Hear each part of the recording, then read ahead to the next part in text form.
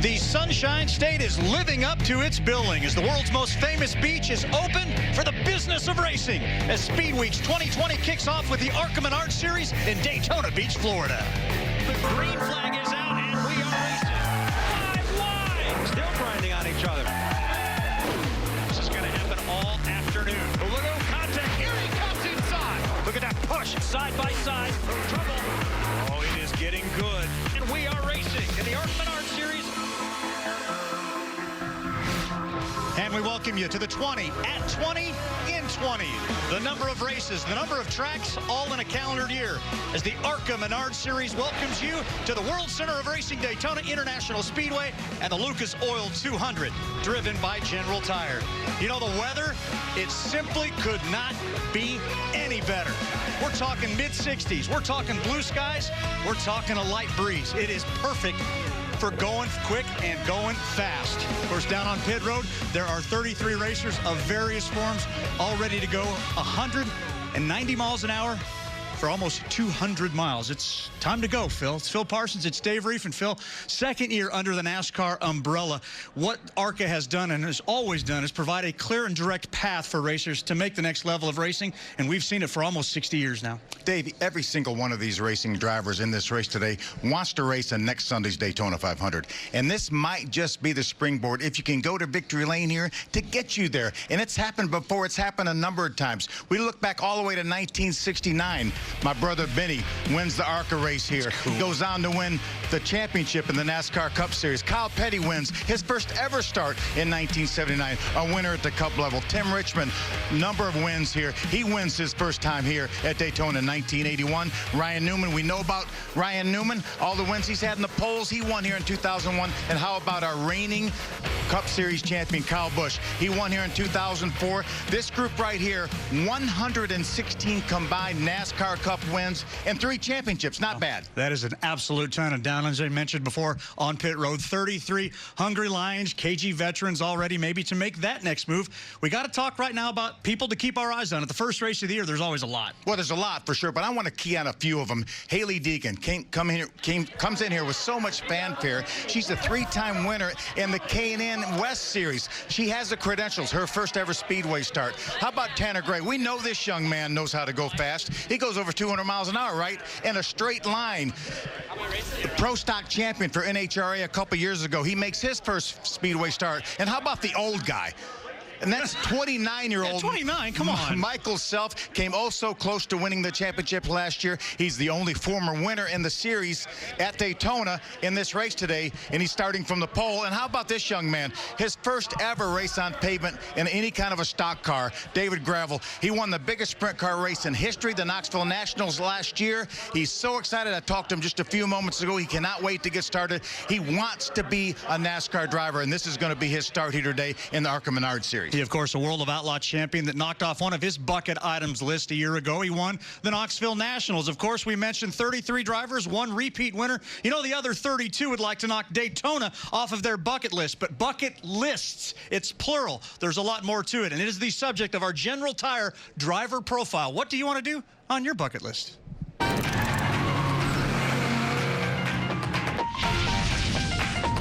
Fly a plane is on the top of my bucket list, and I feel like that's a goal I can reach. You know when at the air show, they like fly the plane straight up and then they almost like stall it and they just like all the way down? My goal is to get my pilot's license and then get good enough to do that before I die.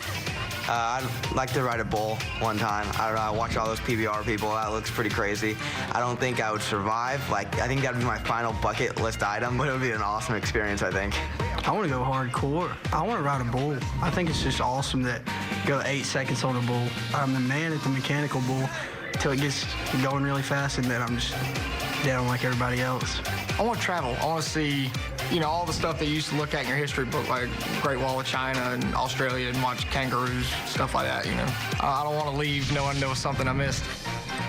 What's on your bucket list? Well, we know what's on a number of these drivers' lists today, like Riley Herbst. Been a long time since he found victory lane. Can he do it for the first time ever at Daytona International Raceway? The lineup, the green flag. It's all coming your way next. Established in 1959, perfected in each and every year since. Welcome to Daytona International Speedway. And we are underway here at the World Center of Racing. That has got to be an unsettling feeling. It's Gerhardt winning for the 7th time at Daytona. Brandon Finger goes back-to-back at Daytona. Michael Self is going to win at Daytona. This week has passed me so slowly. The days and years. Maybe I'll take something to help me. Someone takes off with me. Harrison Burton picking up his 3rd ever ARCA win, but not bigger than the Daytona 200. And we are back at the ARCA Menards Series. It is the Lucas Oil 200 about to fire their cars. Before they do, let's hit some of the storylines that you should pay attention to. Beginning with a man who knows his way to victory lane that almost didn't show up. Here's Jamie Howe. We all hit a moment, Dave, where we have to take time for personal reflection. And for Michael Self, that moment came at the end of the 2019 championship season, where he ended up as the runner-up. He spent 114 days now thinking about it. He says for him, 2020 is all about fixing the little things and being in the right place at the right time. He said there are no hard feelings about last year, but he does enter this season with the championship defending crew chief and spotter combination of Kevin Reed and Britt Anderson. Together, they've already earned pole, they have confidence, and they have experience, which is something a lot of drivers in the field don't have. For more, here is the newest member of our broadcast team, Katie Osborne. Thank you, Jamie. Thrilled to be part of the team. The youngest driver in the field starting today is the 18-year-old of Hailie Deegan. Now she has a boost of confidence as a rookie here at Daytona International Speedway as she switched from Toyota to Ford in the offseason and actually put that Ford Fusion at the top of the combined speed charts in practice yesterday. But being a newcomer here also has its challenges. She right now is at the top of her list. It's learning to draft. It's also nailing those pit stops, and it's not getting ahead of herself. She's with GGR Crosley for 20 of the events here this season, and her focus is that Bounty Rookie of the Year. Where you are in a few months depends on what you do today is on the background of her phone. Dave? Well, she has shown plenty of speed, and we will see how far that speed will be allowed to get her going forward today as she starts 4th. Time now to head down the command to start. And now for the most famous words in motorsports, please welcome your Grand Marshal, Director of Race Operations for Lucas Oil, Richie Lewis. Drivers, start your engine!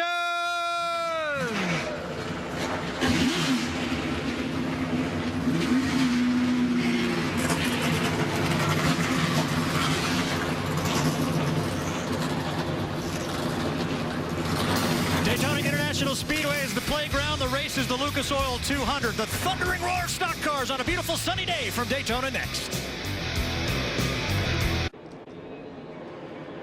Cars begin to roll here at Daytona International Speedway. It is the Lucas Oil 200. It is driven by General Tire, the same General Tire that hands out our pole award. Group qualifying earlier today, Phil Parsons, who was the quickest. It's a little bit different how they do it here in the ARCA Menards Series, but Michael Self, he took off first. He had a good line of cars behind him. That's him in the Sinclair green and white car, and he ended up on the pole. Andy Seiss right behind him, ironically qualified 2nd. So a good group here. There's about 6 or 7 different groups. They had the fastest one. For Michael, it was his 6th career pole, a guy who heading into last year said, I'm not a very good qualifier. Well, he certainly has figured that out very, very well. Time now for our Lucas Oil starting grid. We mentioned Michael Self on the pole at 7 consecutive Super Speedway pole positions for the Venturini team that powers him. Andy Seiss is 2nd, Dave Mader, Jason White. These are all guys in the outside of row 1 and in row 2 that are making their best starts here, and they're doing it on the world's biggest stage. I saw Jason White down in the garage area, and I said, I know Michael Self was happy, and he was to get the pole, but I don't think anybody was happier than Jason White. He said, it's like a pole, it's like a win for us to be up there in the top 5. I misspoke a little bit earlier. I mentioned Hailie Deegan was starting 4th. She is inside of row number 4 with another talented youngster by the name of Connor Hall. David Gravel, there's the World of Outlaw racer with 51 wins in that series. The Knoxville Nationals win, swept the World Finals, getting here to Florida. How about Tanner Gray, our Pro Stock champion, back in row number 6, making his first Speedway start, and Jacob Hefner also.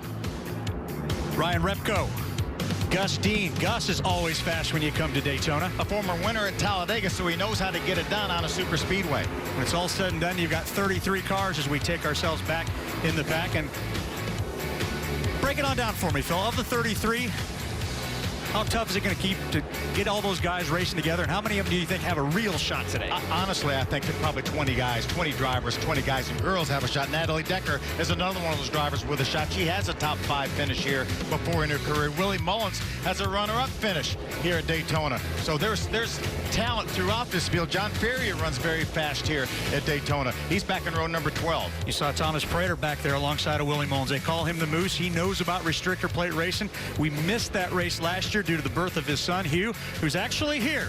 Got a chance to talk to the young man. Get ready to celebrate a first-year birthday here coming up. And how about Brad Smith? Nearing 350 starts in the series. Yeah, long-time ARCA competitor. So glad to see him here in the 48 car, made famous by James Hilton. And Thad Moffitt, he was originally scheduled to start further up, but little adjustment, he has to go to the back. Our Chevrolet onboard, we got 5 of them. The Chevrolet one belonging to the 23 driver Brett Holmes, not scheduled to make a full season, but gosh, run 14 straight, see where you're at in points. Maybe that changes. We talked about Gus Dean. This is a Journal of Tire onboard. Gus is a former winner. Ran full-time in the Truck Series last year. Top 15 in points. Going to run limited ARCA race this year as well as the truck race next week here at Daytona. This is Jacob Hafner, our Ford Performance onboard camera, making his ARCA debut. Former late model champion at Hickory Speedway. That place has spawned some pretty big names in NASCAR. Certainly has. That's a powerhouse recycling Ford. And we're also going to ride with Drew Dollar. He's making his Super Speedway debut as well for the Toyota for Venturini Motorsports. He qualified in the 5th position. Great run for Drew Dollar. And finally, there is Michael Self, who called losing last year's championship on the last day at Kansas a heartbreak. Jamie talked about a lot of soul searching, but he is back, and he was plenty happy when that General Tire Pole Award was finally handed out. Big hugs all the way around for Michael Self. Well, that is Hailie Deegan as she makes her way around the racetrack. We've got an onboard radio with her. Phil Parsons, take it away. Let's see what's on the mind of the young lady. Yeah, let's see if we can chat with her. Hey, Hailie Deegan, Phil Parsons and Dave Reap up in the Fox booth. You got a copy? There's a little bit of static. We certainly want to wish you well. I know this has been a tremendous learning experience for you. You've had the speed, you have a great car and a great team behind you. What do you think about today? It's going to be good. Hopefully we can just keep our nose clean till the end, have a good hopefully our teammates behind us help us get to the finish. Good deal. Good luck. Let's go down to pit road and Jamie. Dave, you mentioned Thad Moffitt in that number 46 starting at the back. He was disallowed after qualifying for being too low, but his DGR Crosley team walked the garage. They did find some allies who are going to help him get through the field, but the goal is being at the front. So Thad says he's going to have to be conservative in making those passes. He needs to stay clean. The race is long enough. He just has to be patient, Katie. Thad starting at the back not only affects Thad, it also affects his DGR Crosley teammates, the number 17 of Tanner Gray and the number 4 of Hailie Deegan. The strategy coming into the race was the 3 of them were going to work together to make moves to the front. It'll now be up to Hailie and Tanner to make it happen together. Tanner says he knows Hailie's car is quick up front, but also knows it could be harder for those 2 to communicate as they are both new to Daytona and super speedways. Plus, their previous experience is in different styles of racing, Dave. Thank you very much, Katie. Privileged now to have a very special guest join us, Ryan Blaney. 5 ARCA starts. More importantly, a lot of Monster Cup wins there for you.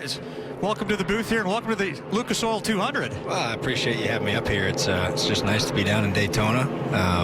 And it's great to get the season started here with the ARCA Menards series. So I'm looking forward to a good race. There's a lot of good cars, a lot of people who have never been here before.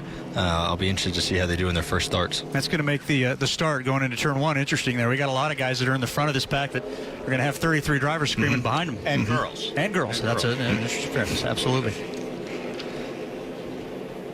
So you made 5 ARCA starts. Checking my notes, you were a very, very good ARCA racer, just not able to. I was 0 for 5. But like top 5 virtually every time. Yeah, we had a bunch of strong starts. I ran a few races for Venturini back in 2011. Was able to run for Cunningham Motorsports back, I think 2013. I ran for them.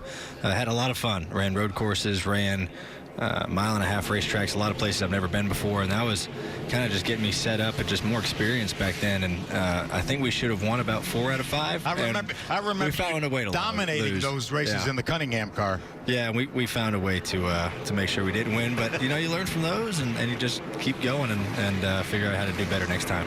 cars still at the pace lap, making their way down the 3,600-foot backstretch here. An opportunity now, Phil, to talk a little bit about the Bounty Rookie Spotlight. There are 13 rookies in this race, but we've kind of pared it down to those that we think are going to be ones to keep your eye on throughout 2020. Yeah, without a doubt, Hailie Deegan. She is going to be a championship contender, much besides the fact she's going to be a Bounty Rookie Spotlight contender. Drew Dollar, another one of the strong cars out of Benny Ream Motorsports, as well as Ryan Repko. They're always good. Dominique Van Wieringen, she was the fastest car in practice down here in off-season testing. Scott Reeves making another start here, and Jason Kitzmiller making his first ever start here in the ARCA Menards series. Ryan, race car drivers are race car drivers. You watch everything that's going on. We got dirt cars in Volusia. David Gravel's been racing there. How impressed are you with your dirt background, your famous father, Dave Blaney, of course, Uncle Dale, and your grandfather? Yeah, it's you know, it's a place to where I, you know, hold pretty dear. Even though I didn't grow up doing so much dirt like my dad and uncle and grandfather did, it still was nice to be around it. And you know, so I see David Gravel in the field today. That's really great. You know, I mean, he won Knoxville Nationals last year. That was a huge win for him, and nice to see him making a transition over here towards the ARCA. And what better place to do it than Daytona? Well, speaking of Daytona, it is time to kick off the Lucas Oil 200 driven by General Tire. Pace car off the racetrack. Michael Self looking, waiting. Green flag is out, and we are underway at Daytona.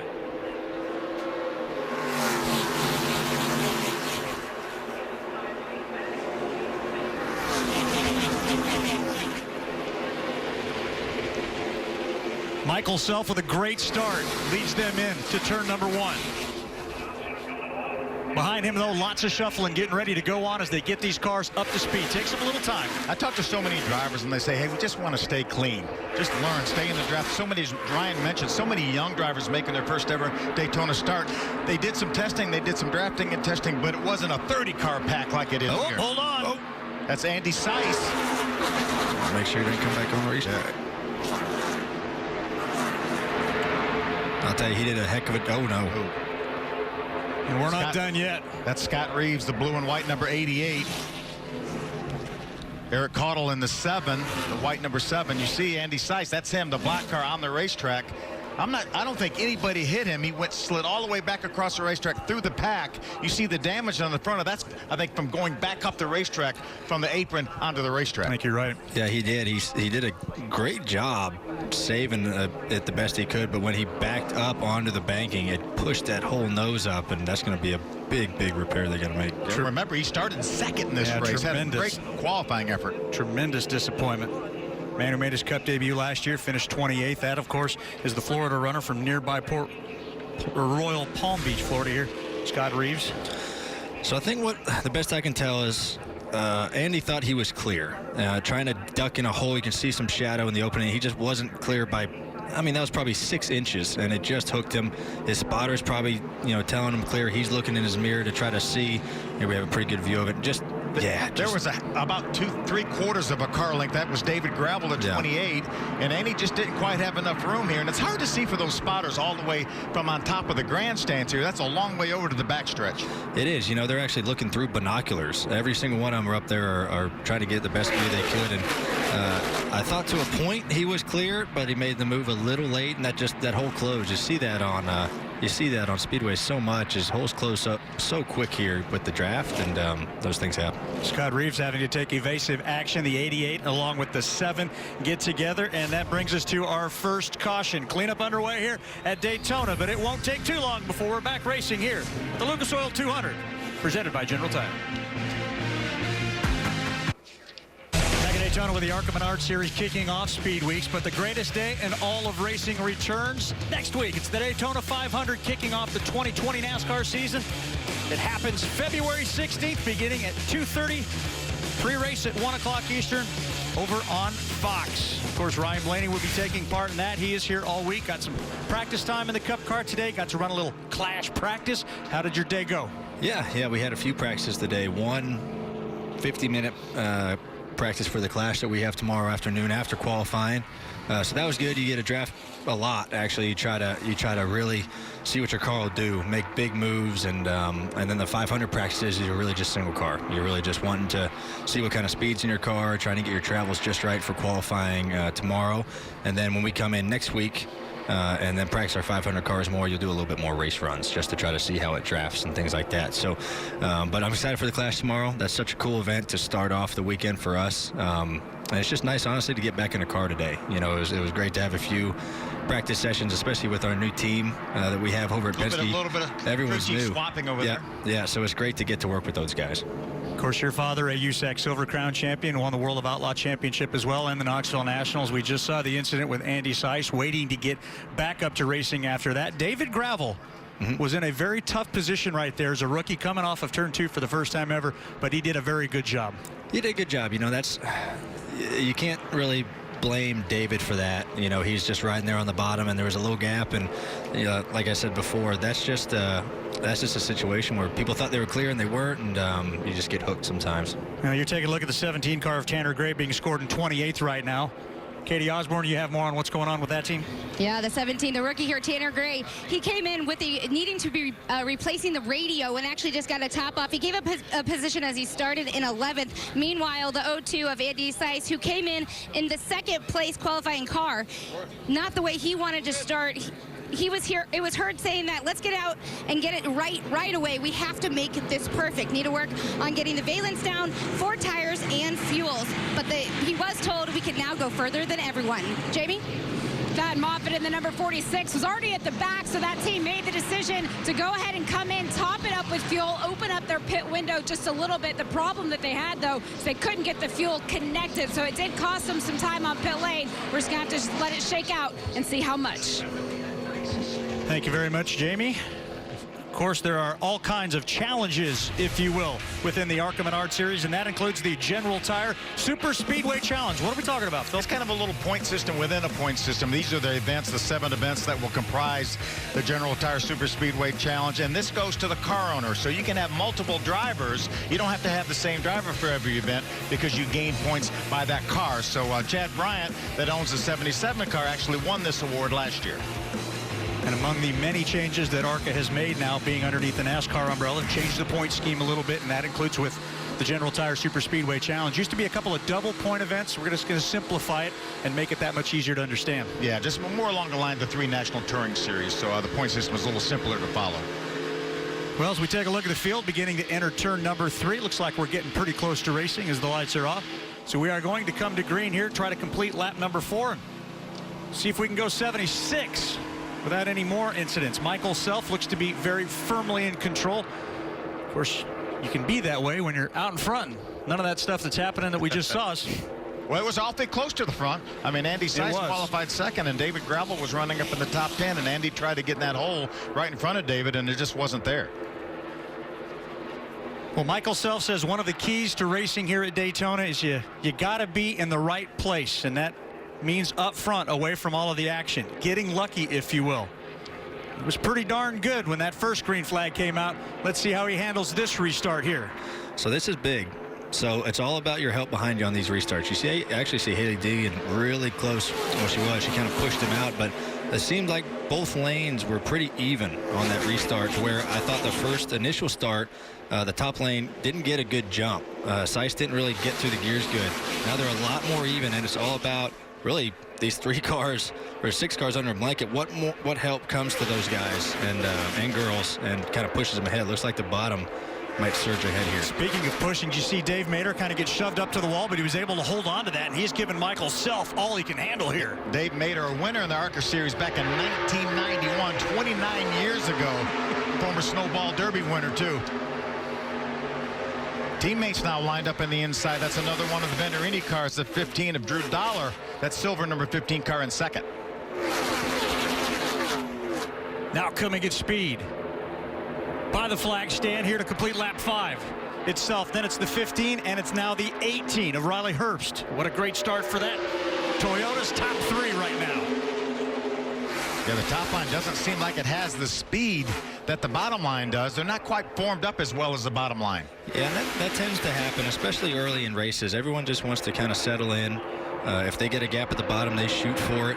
And then, you know, towards the end of the race, people are more willing to take chances and jump up to the top lane and try to push hard. But at the beginning of these things, everyone just wants to paint the line. And then, you know, you have to fight really hard on that top to try to side draft as much as you can and just hope people will come to your back bumper with a good push to kind of shove that line along. David Gravel doesn't look like he has a dance partner, but he is indeed holding his own here. There's a little gap back to the 32 car to help him on that outside line at 32, driven by Gus Dean. See Haley Deegan, that monster black number 4 car, she's trying to get that second. You see her side drafting right there. The 20 car, Ryan Repko, trying to stall his momentum a little bit. You see if they can get formed up on the outside a little bit. Looks like a pretty tight formation there. Well, see, so you had the 8 car jump up to the top. So now they got double the amount of cars. See how the bottom line forms and kind of fills in. But see, that's how it kind of shifts. Like, people will just take a run and go to the top with what they feel at the time. And well, now the top lane's broken up. So, you need everyone working together, you know, on that. Once they get 3 wide, it really slows everything down. It takes a lot of discipline. It looked like David Gravel had such a run coming off of turn 4. He's had so much momentum. He just turned right to move to the outside of Haley. Now now he's line, in trouble. Exactly. He was left by himself on the outside. Now he's losing some spots. But now Haley Deegan's going to jump in behind that silver 63 of Dave Mater. And that's so easy to do if you're David Gravel. You feel like you're Superman. You have a huge run on somebody, especially when you get some help from behind. You're drafting up to the car in front of you, and you want to take the run and think you can slingshot by 3 or 4 more cars, and then your whole run just stalls. So where'd my momentum go? Yeah, all that air that just hit your car is just slowing you down. So that's what experience is about, you know. And he's here to learn, and you know, I'm sure he learned from that mistake, and will definitely put it in the back of his head. They say you never really stop learning, especially in this style of racing. But how many laps do you think before, you know, a rookie at this race would begin to feel comfortable? How many laps is this race? 80? 80? I'd say, I still don't. 90? I still don't 90? feel comfortable at these races. Like you said, you're always learning, you know. And as these cars evolve, you know, our Cup cars, for example, they've evolved so much in the past handful of years with the Speedway packages that they draft differently. You have to, you know, protect runs and block differently and push differently. So you're always kind of adapting and learning new tricks of the trade. And but for a rookie getting out here, you know, you just want laps. You know, you want to complete all laps. You want to watch what everyone behind you and in front of you are doing to try to get runs, getting lay back and see how long it takes you to get a run at the car in front of you to make a move if you're in that spot at the end of the race. And this top 6 right now are doing it right.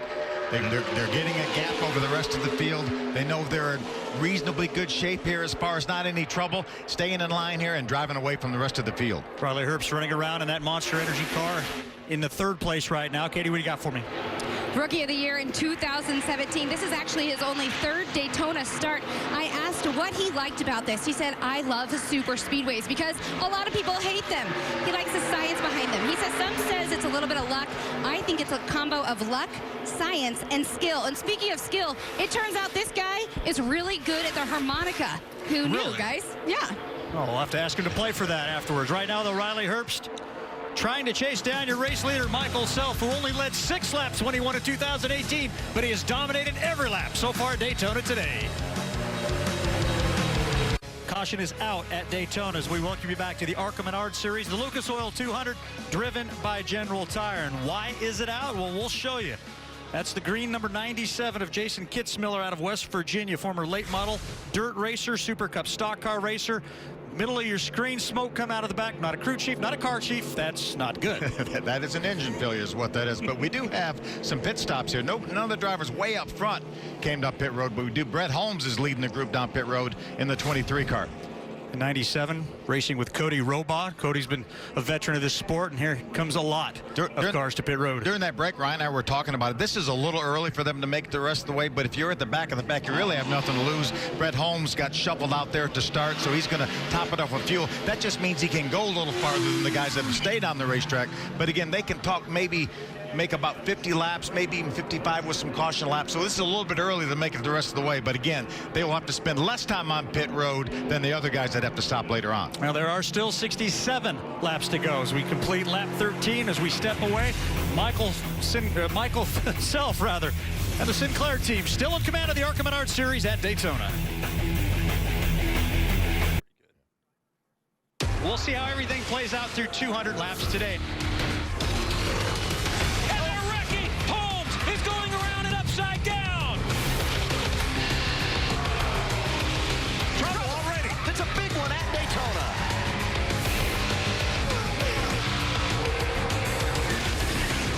Contact. Purdy is going around hard into the wall.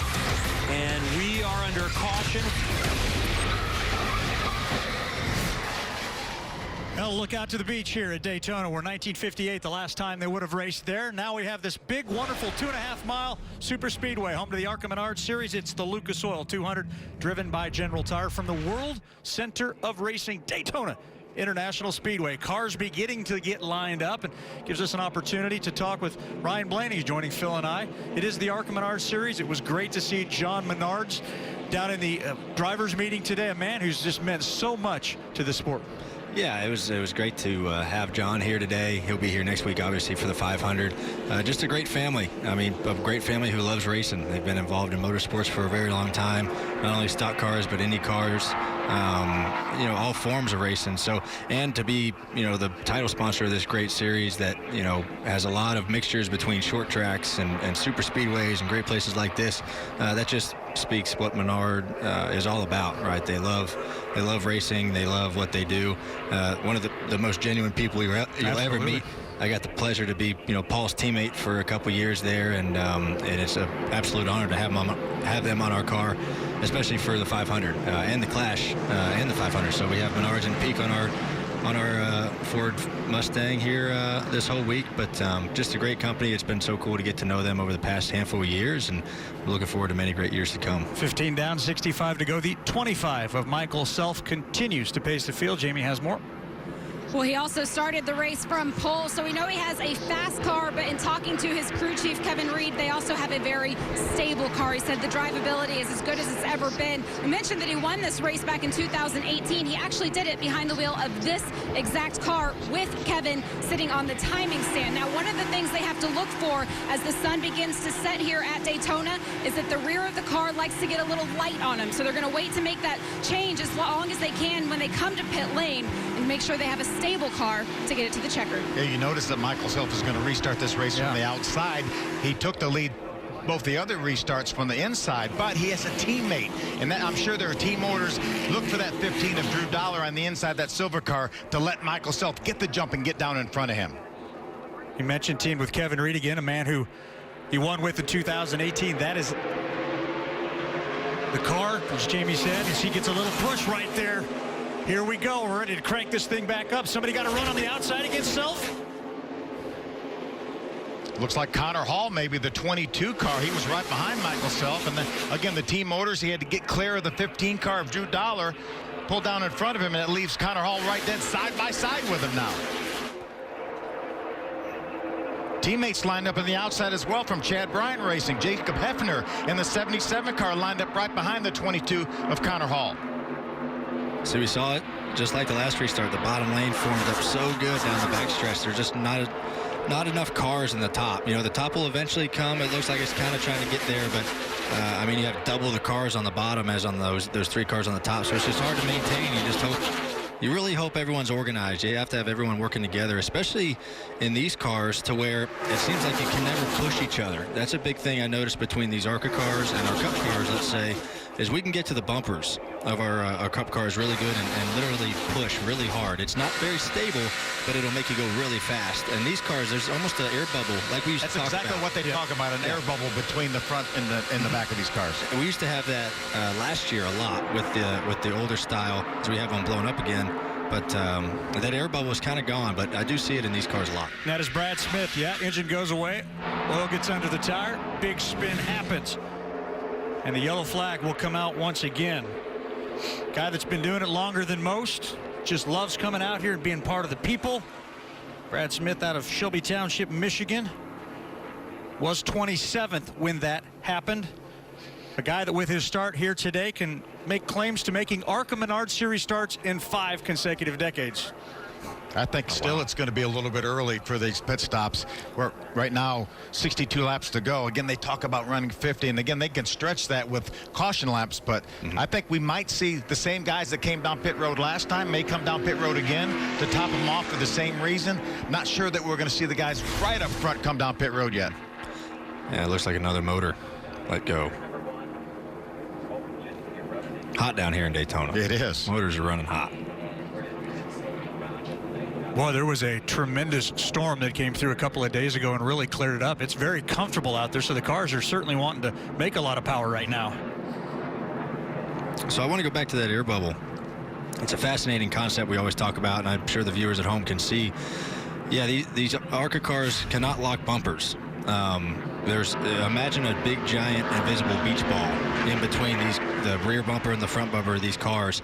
And as you close in, it literally just absorbs energy, whatever aerodynamics are going on, or if it's cow pressure. We're not really sure what it does, but then it kind of pushes that front car forward, and it's really hard to break that barrier. In our Cup cars, last year and years before that, when we talk about the beach ball a lot, you had to have a lot of people lined up behind you pushing really hard to get you to break that bubble. And it was the best thing when you could break the bubble, because then you could kind of stay there, within a foot. But it's a weird concept. It's different between every single series, from ARCA to trucks, Xfinity cars to Cup cars. They all draft totally different. Even though some of them look very similar, they all draft totally different. But that's something I really noticed with these ARCA cars. And to make a big move here towards the end, you might have to lay back to let that other car behind you get to your bumper to engage and try to push you forward. Maybe even drag the brake a little bit to get back to that car behind you. Yeah, so I think you'll see people playing with that as this race goes on, and as they keep learning what they need to do to build runs and make moves, especially if you're in a position to try to win at the end of the race. We were talking during the break. You got any plans this evening? What do you got going on? I'm actually going out to Volusia. There you go. I'm going to go to the dirt track. My brother-in-law is racing out there, so I'm going to go watch the Outlaws. It was a great finish last night, and hopefully it's a better one tonight. There's been some great racing out there. Dirt car UMP modifieds, along with the second night of racing with the World of Outlaw NOS Energy Drink sprint cars. Was Donnie Schatz doing what Donnie Schatz does? This guy's an animal, isn't he? Just doing Donnie things. Yes, he is. It's exactly pretty impressive what he's doing. Well, got some attention being placed out there on the back stretch as the field makes their way down. Probably getting close. Phil, what do you think? 19 down, 61 to go. It's getting close enough. We've seen a lot of caution laps already, so they may roll the dice and say, okay, I'm going to gamble. I'm going to stop now. If we don't get enough caution laps, then I can always come back down pit road, but he won't be at a disadvantage like these other guys up front would have been, because they would have to spend more time on pit road. If they come down pit road, top it off, then they're going to be even with the guys that pitted just a couple laps ago. Top it off, make some adjustments, but no reason to change tires. They got tires that can go the distance. Everybody in the garage area said these tires will last forever. They have a lot of grip. They don't wear out. Unless you slide the tires coming down pit road or run through some debris, nobody's planning on changing tires. And you got to go off repetition, right? I mean, we've had, 4 cautions in 20 laps, so you might bet on if that's just going to keep happening, and I don't know how much you can't save 7 or 8 laps of fuel here, no matter how many cautions you get. That'd be a lot of caution laps. This place is so big, but it'll be interesting to see. I'm with you, Phil. I think the guys in the back will just come down pit road just for the heck of it. There's no reason why not to, and just kind of then see how all the cautions play out. Well, the pits are closed, and that means nobody will be heading down that lane, at least not at this point. Brian Blaney, good luck the rest of the weekend. We'll see you back on the track tomorrow. Appreciate your insight today. All right, thank you guys for having me. Michael Self continues to lead here at the Lucas Oil 200. Back in Daytona, officially 1/4 of the way through the Lucas Oil 200, driven by General Tire. The pits are open, and here comes the lead pack of cars onto pit road. Katie Osborne, they're coming at you. The guy who says he just shows up into the tracks and rips it, it's Riley Herbst. He is running 4th right now. It's fuel only, no changes. He says he's happy. Jamie? And then the teammates of Drew Dollar and Michael Self made the decision to come together. It will be a gas and go scenario for both of them, except for the number 25 of Michael Self. They're going to do a shock adjustment, 3 clicks to the rear. They're going to do 1 to the front. Waiting on the fuel right now. They're telling him to hang on, hang on, hang on, and they send him. Well, there was a hang-on moment just a moment ago for Riley Herbst. Almost came together with the 10 car. Now we got one spinning coming off of pit road. Watch Riley leave pit road here. So close. Great move by the driver Ryan Huff to avoid Riley Herbst as he was coming out of his pits. You know, we talk so much about the intangibles of rookie drivers racing in a environment like this with drafting. One of the things a lot of folks don't do in this series is come down pit road, make pit stops, and have to deal with that. But Riley Herbst will take his way back onto the racetrack. We continue under caution here at Daytona. Back in a moment. The inaugural XFL weekend continues tomorrow as Aaron Murray leads the Tampa Bay Vipers against Matt McGloin and the New York Guardians. It all starts at 2 Eastern on Fox and the Fox Sports app. Back here with the ARCA Menards Series, the Lucas Oil 200 driven by General Tire. There is a new race leader. The reason we are not picking up green flag action right now, you're looking at it. Cone out on the backstretch. That poor orange cone taking abuse. He's not going to like that. No, he is not. We had mentioned a lead change, though. It is now young Tanner Gray, the former NHRA Pro Stock champion, that assumes the lead. He didn't come down pit road that time. 15, though, is coming down pit road, Jamie. And this is to serve a drive-through penalty. They told Drew over the radio, you've done everything right. Just go ahead, bring it in, just stay calm. The penalty is for the fuel can leaving the pit stall as he left pit lane. So nothing he did, but he still has to serve the time. So Drew Dollar now currently 25th after that. Still, though, plenty of laps to make that back up. And one more lap of fuel in that 15 car as well. He was running in the second spot prior to the pit stops. Saw him come in with Michael Self. Those two teams taking it easy, getting as much fuel as they possibly could. Watch that this gas was the problem. It cannot leave his pit box. You see it left his pit box as Drew comes straight out towards the grass here.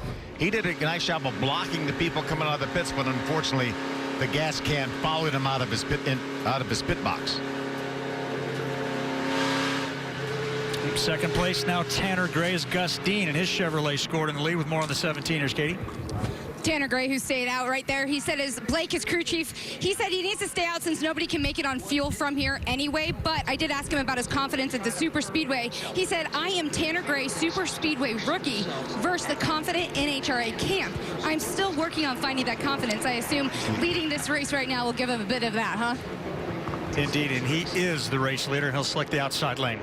Yeah, sometimes our scoring will cycle at the start-finish line, and even though the 32 will be out in front, Tanner Gray is actually our leader, and he has chosen the outside.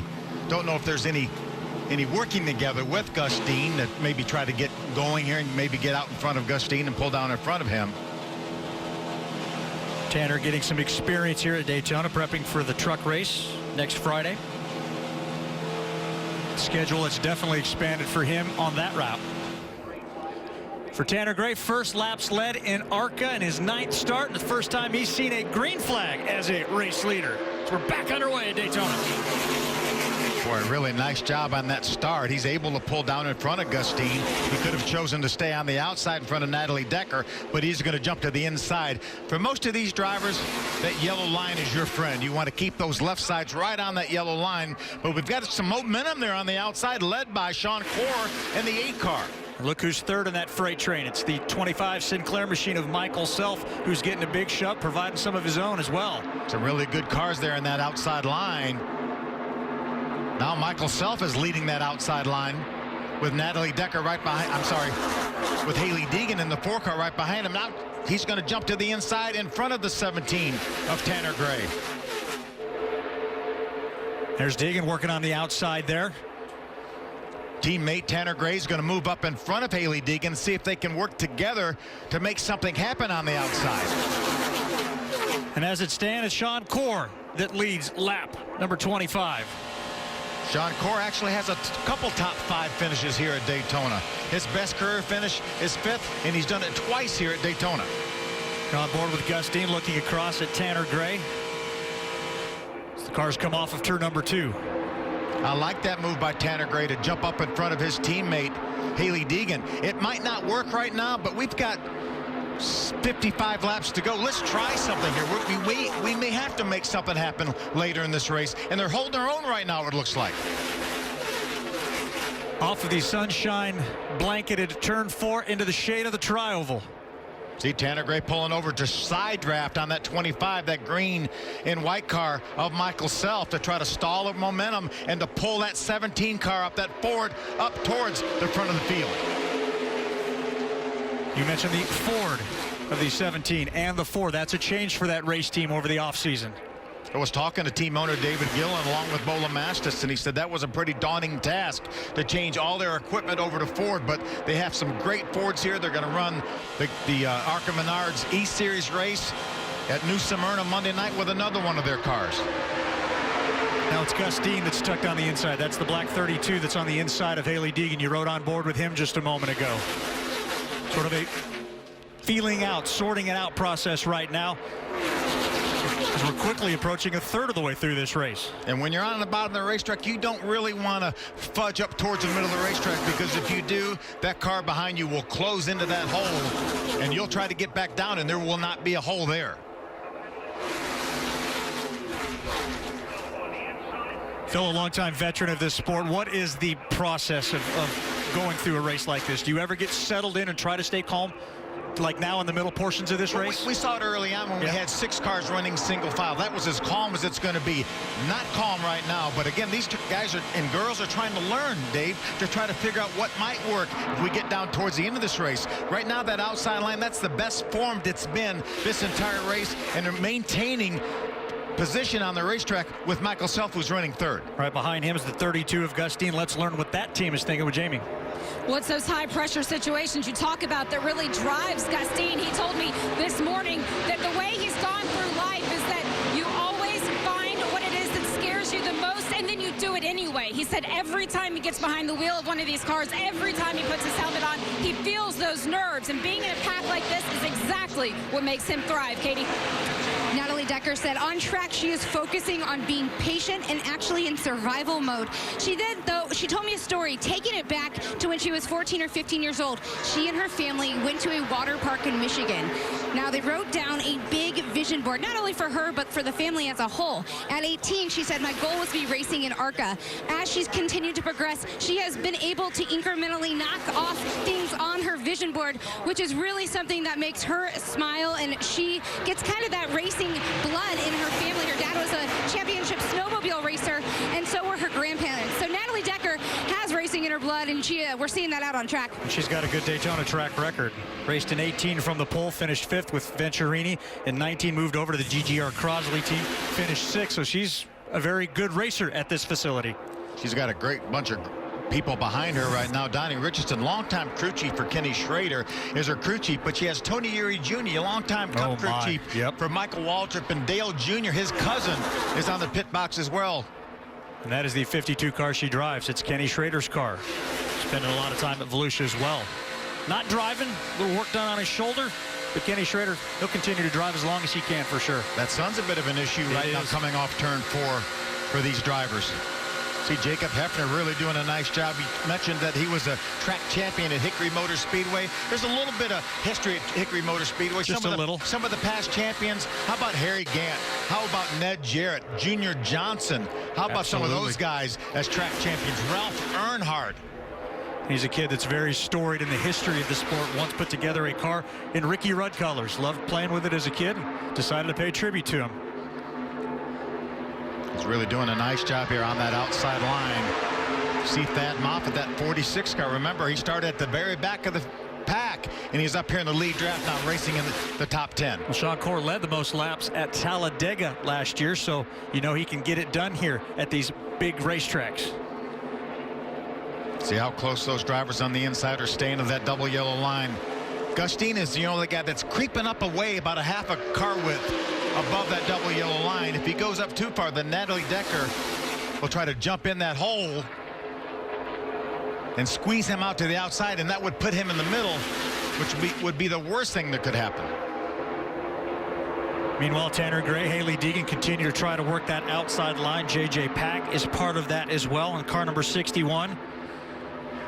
Just mentioned the 23 of Brett Holmes. What a tremendous season he had last year. Got hooked up with crew chief Shane Huffman. By the way, he's a Hickory track champion as well. Shane Huffman, the crew chief. Ooh, 3 wide. And this is for the lead. Boy, things just changed in an instant there. as it looks like Tanner Gray will bring his Ford. Now he's getting a feel on the inside from the 23 of Holmes, who we were talking about. Brett Holmes looking for his first win. And Sean Corr stuck in the middle. You see him going all the way towards the back of this pack here. I talked to the driver of that white and blue 23 just moments before the cars were fired. Talked about an abbreviated schedule, not a full-timer this year. I asked him, does that make you race differently, knowing you don't have to protect points and you can be a little more aggressive going after that first win? He says, well, I never really thought about it till you brought it up, but yeah. I think he was aggressive going after every win last year. Yes, he was. A great season, third in points. But he also told me he will run some truck races this year, too. So we'll look forward to seeing him in a truck. Brett coming out of Munford, Alabama. Senior at Auburn University. Getting her done. So Michael Self, who was once so dominant early, got shuffled back, but now he's on the back bumper of the 23. 33 laps down, 47 to go here at Daytona. It is the Alabama racer, Brett Holmes, that leads the pack through turns 3 and 4 at Daytona, as we welcome you back to the ARCA Menards Series, the Lucas Oil 200, driven by General Tire. How did he get that lead? It was a spirited moment here at Daytona. Sean Corr looked like he had things covered, but he didn't cover everything. He got too far in front. Look at the momentum that that second row had. He was trying to block both lanes, but Brett Holmes said, I have enough room on the bottom. I'm going by you. Sean Corr went all the way to the back of that pack. And we were talking about restrictor plate racing. Suddenly, that's how you go from the lead. And then after this wild moment, courtesy of our onboard camera from Chevrolet, Sean Corr now being scored way back in the 9th spot. He left just enough room. He left just enough room for Brett Holmes, and Brett took advantage of it. But a great battle here for the second position. Michael Self, the 25 on the inside, and Tanner Gray has stayed right there. Look at Brett Holmes now. He's trying to block both lanes as well. He's trying to kill the momentum on whichever lane looks like it has the momentum. Hailie Deegan back there doing everything she can to try to push those teammates past the 23, but the 23 slides up, takes that momentum away. Well, that's going to help them, too. That's going to get Tanner Gray out in front of Michael Self for now. Now let's see if Tanner Gray takes this opportunity to jump down in front of Michael Self and get in behind the 23. He's not. He's going to stay on the outside, and Michael Self is now going to pull back up to the bumper of Brett Holmes. Spotter's job, very, very important right now. Brett Holmes' spotter Jamie's doing a good job keeping him in front.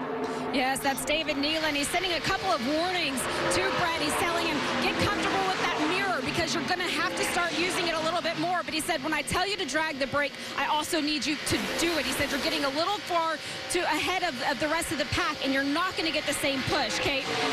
Blaine Bridge, the crew chief on the 17 car, is saying that they can go to lap 54 on fuel. Of course, this is all coming down to strategy. Dave?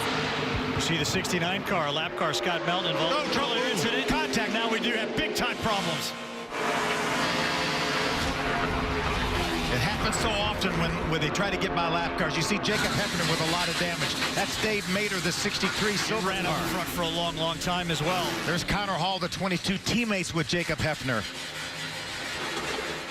They go by that lap car, and they try to get back in line so fast, sometimes they don't give that lap car enough room. There's Natalie Decker. She's involved. The 01 car also involved. That's John Ferrier out of New York. There's Dave Mater's car. Absolutely tore up.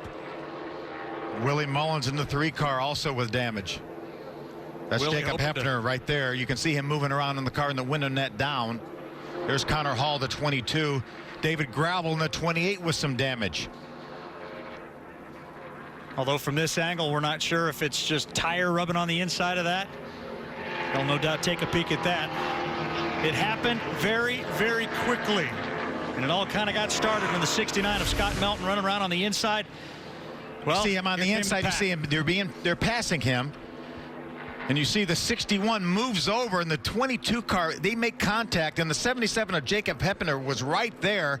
See Connor Hall makes some contact with some cars on the outside. Natalie Decker is the one that makes contact with Jacob Hefner. He would have gotten by, but she had no place to go. You see Andy Seiss, the 02, also involved. But it all stems from trying to get around the lap car. The lap car of Scott Melton wasn't doing anything wrong. He was on the inside of the racetrack against the double yellow line. Boy, there's one car, I believe it's Riley Herbst, that just somehow avoids all of this. Watch the 18 car, middle of your screen, black 18. It's all going to come slide. Missed it there. Car's going to come sliding down in front of him a little bit further down. Riley Herbst doing a great job of staying out of that incident here that's happened on lap 39. I think more than half the field was involved in that incident. Well, when you get to this restrictor plate racing, you hear about it all the time. We don't like to talk about it, but it was the big one. Riding along with Jacob Hefner, you hear him playing with the throttle. That's the lap car they're going by right there. You see the 61 move down, makes contact with Connor Hall in the 22, and there's 52 of Natalie Decker getting into the 77 of Jacob Hefner.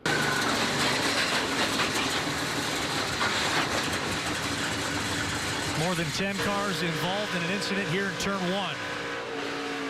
Now on board with the 15 car, Drew Dollar. You hear it gearing down. What a great job. Way down away from the racetrack through the grass, but he avoided those cars. Nice job by Drew Dollar, that 18-year-old. Cleanup is on here at Daytona International Speedway after this incident involving more than 10 cars. The big one happening in the ARCA Menards Series just at the halfway point of the Lucas Oil 200. It has been an eventful Lucas Oil 200 presented by General Tire, just almost to the halfway point as the red flag has been brought out following a major incident involving many cars. Sounds like a perfect time, Phil Parsons, for our Richmond Water Heaters mid-race recap where we highlight the yellow flag. Lap number 1, Andy Seiss tries to get in a hole that wasn't there. He makes contact with David Gravel. Does a nice job avoiding everybody, but there was a little bit of contact with some cars behind him trying to avoid him. There you see the 88 of Reeves get together with the 7 of Eric Caudle. Next time the caution comes out, it's for the 97, the all-construction Chevrolet of Jason Kitzmiller out of Petersburg, West Virginia. That is an expired engine. Brad Smith, the 48 car, spins in his own oil. After he loses an engine, he brings out another caution. This is a no-no. Can't drag anything out of your pits. Drew Dollar did that running second at the time during a pit stop. He's now been shuffled to the back, and here is that major incident with major carnage entering turn 1. I think it started with they were lapping the 69 of Scott Melton, the 61 of J.J. Pack. After he got by Scott Melton, tried to get back in line on the inside, and he made some contact with Connor Hall, the 22 car, and I think that's what started this incident. Michael Self has led the most laps, but he currently doesn't lead. It is Brett Holmes, as we've had 5 leaders, 6 different lead changes, and that caution flag, it's been out for 15 laps. Look at the drivers involved. Yeah, a lot of strong cars here. Andy Seiss qualified second. See, David Gravel had a great run going. He's back in the 28 car. Natalie Decker also doing extremely well in the 52. Dave Mader in the 63, and Jacob Hefner also in the 77 car involved. Dominique Van Waringen, Canadian racer, making her ARCA debut, also involved. She was top of the speed charts through testing as we send it down to Jamie. Well, Kevin Reed, the crew chief for Michael Self, a lot of caution period. You guys are back, not leading the race at the moment, but how do you get back to it when the race is so inconsistent like this? Well, I think we're going to come back to pit road and top off when they go back green here. And no General Tires for tonight. They're phenomenal. We can run 80 laps on all 4 General Tires, so we'll be good there. We'll come back down and put about 3 seconds of fuel in it, and hopefully we'll leave with the lead. We had a little miscue on the first stop, and we come in with the lead, but no harm, no foul. Michael got up on the wheel there and drove back to second, so we're in pretty good shape here coming back, and hopefully it'll shape up there to be for us to win here at the end. One of the things we've talked a lot about is experience versus the rookies. When you have an experienced driver behind the wheel, how does that help you in a race like this one? It's always easier when a guy's been here before or had some experience with the plate race, and Michael's phenomenal everywhere. So we got a pretty good shot at it tonight. If we can get somebody to team up with us, maybe get one of our friends that we brought with us behind us here and give us a little shove, we'll be all right. Racing is definitely a team sport. Katie? We're hearing the rookie here at Daytona International Speedway. Hailie Deegan is very patient out there. Seth Smith, her crew chief here. We also heard that there's a potential vibration happening in her car. How is the car holding up? Everything's holding up really well. We slid the fronts there. There was some oil on the racetrack and got everyone stacked up under caution. We slid the fronts a little. So a little concerned we may have vibration. We'll see how it shakes out when we go back under caution here. At the top of the race, we talked that the strategy was working, the two teammates working together, both her and Tanner. How is Haley holding down the fort?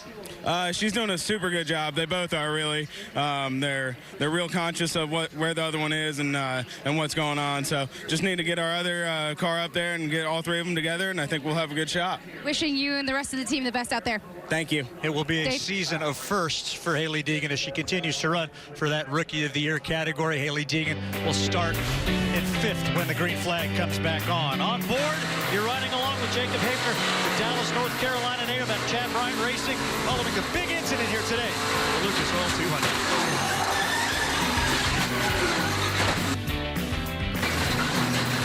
200. The setting sun in the west as we look that direction. So we welcome you back to the Lucas Oil 200, driven by General Tire. A picture-perfect day that will turn into a picture-perfect evening. Of course, that's looking west. Let's also look east to the other side, out over the Atlantic Ocean. Take a look at that moon, Phil, coming up over the horizon. Gorgeous. Still under red flag conditions, cars at a pause out on the backstretch because of the big incident. Meanwhile, we have a race leader, Brett Holmes, his 62nd race, Phil, but it's only the 5th time he's been able to lead a race. Doing a good job. But after the season he had last year, that strong 3rd place finish in the points, it does not surprise me, especially with Shane Huffman calling the shots. Should we get a chance to talk to him? Let's see if we can dial him up. Hey, Brett Holmes, Phil Parsons up in the Fox booth. You got a copy? Well, that thing looks pretty good out front there. I know that's the plan, to keep that thing up front. You got any friends out there to work with? Yes, it's been a while since I haven't seen a car in front of me, and especially one of these plate tracks. But we're really good, man. It's just a blessing to be able to race here, not just even lead the race. I mean, it's an amazing feeling and really surreal, honestly. You train for stuff like this. It's just it's stressful for sure. We coming up here blocking these guys. These guys are good. Just hope we can keep it out front. Is Shane going to bring you down pit road on the caution flag here to get you enough fuel to go to the end? You got a different question you can ask? Well, you're the first one that's going to come to pit road, so I don't think you're going to surprise anybody. Yeah, just you don't want to give anything away, All right, buddy. Good luck. There's nobody down there, checking into our broadcast, are they? They can just tell us. I mean, we won't tell anybody. Come on. But Dave, he's leading the race. If he comes to pit road, they're going to know it. And the way he got that lead of the race, too, was very, very spectacular. Cars getting ready to fire back up as the yellow lights come back on. The work over in turn number 1 has been completed by the Daytona International Speedway staff. And when we come back, I guarantee those pits will be open.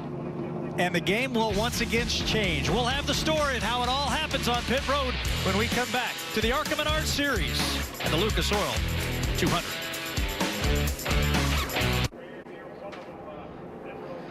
Day beginning to turn tonight here at Daytona International Speedways. The ARCA Menards Series campaigns of the Lucas Oil 200, driven by General Tire, which is now officially 40 down, 4 to go. But cars just getting back up to speed after a major incident.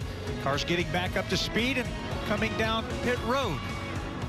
We had our eyes on all of the action. And what did we see when they made that turn? Yeah, just as we thought, the majority of the field came down pit road. They know they can stop now, get enough fuel to get to the end of the race. Very few cars on pit road change tires. Here they come. You see Tanner Gray, the 17 car. He is one of the cars, and one of the few cars that actually put tires on. He will put 4 tires on. There's Brett Holmes in the center, our leader. He didn't surprise anybody. He was the first one on pit road. Exactly. Fuel only for him. You see Michael Self, our pole sitter, down to the bottom of the screen. He's also fuel only. Again, almost every car here did fuel only. Tanner Gray is about the only car that put tires on in that 17 Ford. And it looked like Self was the first off, followed by Holmes, then the 18 of Herbst. We'll see how scoring and timing recycles everything. But for more on what happened with the 17, let's go down to Katie. Well, just like Haley Deegan, the 17 car was also worried about flat spotting those tires. So all 4 tires were changed plus fuels. We know it's one of the only cars out there that have done that, Jamie. That race off of pit lane, it came down to Michael Self and his crew chief Kevin Reed telling him, I don't care if you give me a John Force burnout. When we're done fueling, you leave this pit stall. That's exactly what they did. They needed less fuel than the number 23 with Brett Holmes behind the wheel. They needed about 7 seconds, but they told him, stay calm. We get to go racing. Of course, John Force, the 16-time NHRA Funny Car champion, NHRA qualifying from Pomona, coming up after us as they kick off their season over on the, I guess, the left coast, right, California? I would think Tanner Gray would know how to do a whole shot, too. He still would, absolutely. That kid was lethal. A couple of years racing in the category. Rookie of the year, youngest winner, youngest champion. And this is a team that's driven. Thought we'd see a little bit more of Tanner Gray, but no, he's making the next step up. Yeah, full-time in the Truck Series for DJR Crosley this year. He will still run a handful of ARCA races. He still will, absolutely. Well, and he said this was important, as there are other truck racers that are going to compete on Friday that are out here just learning the ropes again, reacclimating themselves to the Daytona International Speedway. Will that sun be down when we go green? Find out with us in just a moment. Here's a preview of what's to come next week from Daytona, beginning with the duel at Daytona on FS1 Thursday at 6. Then it's the Gander Truck Race, the Xfinity Race, and then some little ditty they call the Daytona 500. Not a bad little racing menu. The Great American Race. The Great American Race at the World Center of Racing. Sounds like a great descriptor for sure. What a great week it's going to be here in Daytona. How about that 4-car, Haley Deegan? I'll tell you what, she raced 6 times with the Venturini team last year. Had a number of good finishes, a couple of DNFs, but this is a girl that gets after it. Yeah, she had a top 5 at Lucas Oil Raceway, so she's done a great job in this race here. She worked with her teammate. They made that outside line work. She's with Brett Holmes now, who's been very, very fast. I think she's done absolutely everything that's been asked of her, and if she can just finish it off, and she's learning. Right. So she's learning. She's preparing for the end of this race. She's really done a super job. Well, if you follow her on social media, she talked a little bit about what it was like to draft in an even bigger pack in practice, and this is a girl that definitely is learning the ropes. Michael Self now with a push from the 18. Brett Holmes has been shuffled back to 3rd. Michael Self will lead into turn number 1. Brett Holmes jumps down to the inside, jumps in behind Riley Herbst, leaves Haley Deegan leading that outside line there. That's the 8 of Sean Core lined up behind Haley. Haley's in the black number 4. There's Thad Moffitt. He's actually a teammate to Haley with DJR Crosley. That's him in the 46 car, Richard Petty's grandson. Made the move over to the Fords after racing with the Empire crew last year. 36 laps to go. Michael Self, who's already led 24 of them, can really put a stranglehold on that extra point. The bonus point for leading the most laps. I heard Kevin Reed say it was a bit of a botched pit stop the first time through to fuel that car up. They didn't botch that one. They won the race off. Yeah, look at that side-by-side battle for the 5th spot. That's Haley Deegan, the 4 car on the outside. That's the 11 of Chuck Hires on the inside. Those guys need to get, and girls need to get single file to try to catch this group in front of him. They don't need to let that group of 4 drive away from them. You see Sean Core now is going to jump to the inside and get behind Chuck Hires in that 11 car. You mentioned Chuck Hires, his crew chief's David Ift. He's got some history here. Yes, he does. Cal Yarborough, winner of the Summer Daytona race back in '81. My brother Benny's crew chief for a couple of years. He was my crew chief. Toyota on board. DW's crew chief when he drove for Dygard. You gotta love Daytona. Not only brings out the young, raw talent, but it brings out guys that have been doing this forever, and that is how some of these kids transition. Let's check in with Katie.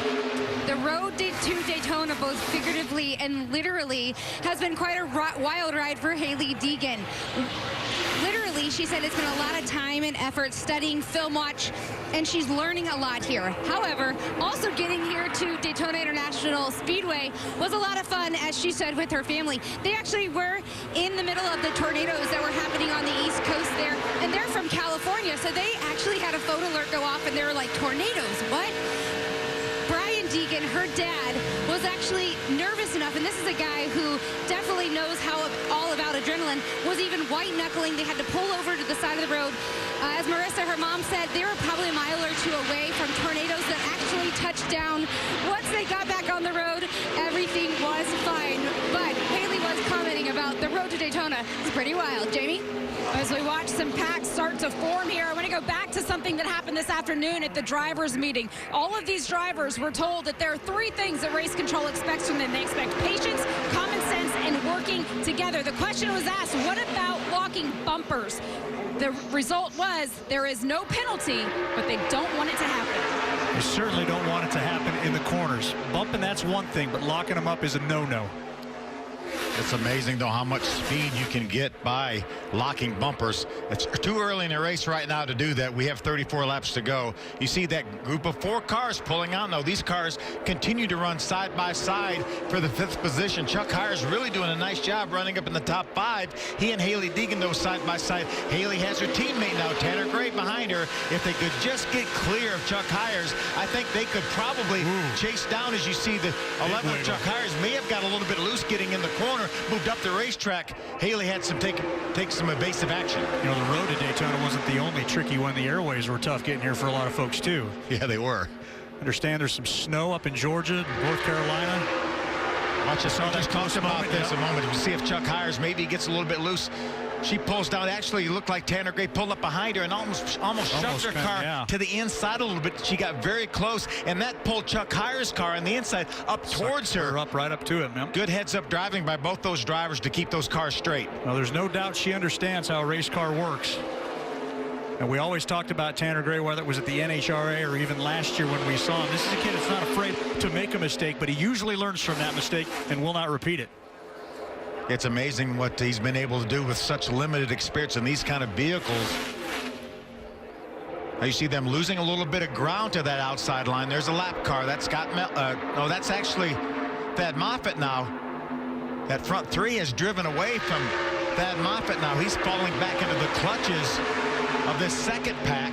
You see the gap now between the top 3 and Thad Moffitt. Now Thad's going to have some help here from Chuck Hires in that 11 car, driving for Andy Hillenberg. Meanwhile, it's a walk in the park out in front for Michael Self, Riley Herbst, and Brett Holmes as they cross the start-finish line, 0.8 of a second ahead of the 4th place runner. Jamie. Right in the middle of that second pack you just saw is that silver number 15 with Drew Dollar behind the wheel, and he is starting to get frustrated. He said there's nobody's picking a line.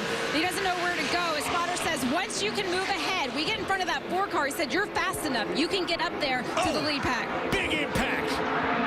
Chuck Hires is in the wall.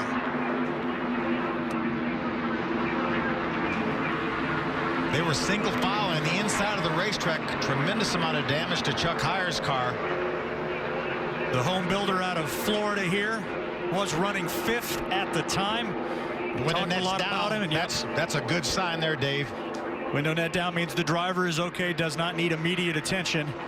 Although I guarantee he's still feeling the effects. That was a quick right-hand turn and a very hard impact with the wall. Possibly some bump drafting there, maybe gone wrong. Let's see if we can see what happens. You see, that's Haley right behind. Right behind him. Gets right up against the rear bumper. Now they're not together, and then he kind of moved to the inside, and so she made contact with the right rear corner of that car. These bumpers don't line up exactly, and I think that contact turned him dead right into the outside wall. There you see it again. Yep, and one little tap is all it takes. I'm not a physics guy, but I certainly understand the physics of what happened right there. It looked like the first bump moved his car to the inside, and that left that right rear corner of his car exposed, and I think there was more contact with the right rear corner, which turned him directly into the outside wall. It's one of Andy Hillenberg's cars, former champion of the sport that now fields many cars, driver development program there. There's going to be another view. You see that initial bump moved him to the inside, and then when he tried to correct it, that put Haley on his right rear side of his bumper. They didn't line up properly, and that just turned him into the wall. Cars behind doing a good job of avoiding the incident means it's only a 1-car incident, but it's a costly one for Chuck Hires. He was the only Florida driver in the field a year ago. Got to wonder what's going through the mind of Haley Deegan now. Absolutely no intent there. If anything, she was trying to help Chuck Hires. They were trying to catch that group in front of them, and looked like just a little bit of bump drafting went wrong. Another little shake up here as the 11 car ends up into the wall down the backstretch here at Daytona. as there are 50 laps down, still 30 to decide the Lucas Oil 200, driven by General Tire. It is one of the greatest weeks in motorsports. Speed Weeks in Daytona starts tomorrow at noon Eastern with Daytona 500 qualifying on Fox. Then at 2, switch over to FS1 and see who will take home the first checkered flag of the year in the Clash at Daytona. All the action can also be seen on the Fox Sports app. Cars continue to roll around. Incident involving the 11 car. Katie has more on what's going on and what she's heard from the team. Chuck Ayers, his 4th Daytona race. He's not happy with the number 4 car of Hailie Deegan. A hard hit, but he is okay. The wind got knocked out of him, so he's still catching his breath, as the team is saying. Heading on over to the number 4 car, there's no damage to their knowledge, and no comment on what Chuck had to say about the 4. Yeah, there's a contact right there. And again, she's just trying to get him to move up towards Thad Moffitt in that 46 car so they could chase down that front car. A little bit of a bump moved his car to the left, and when he corrected it back to the right, that ended up with Haley's bumper on the right rear side of his bumper. They don't match up properly, and that just turned him in the wall. Again, no intent there whatsoever. No. Major league impact, though, and you certainly got to sit there and compose yourself for a little bit after taking a lick that hard.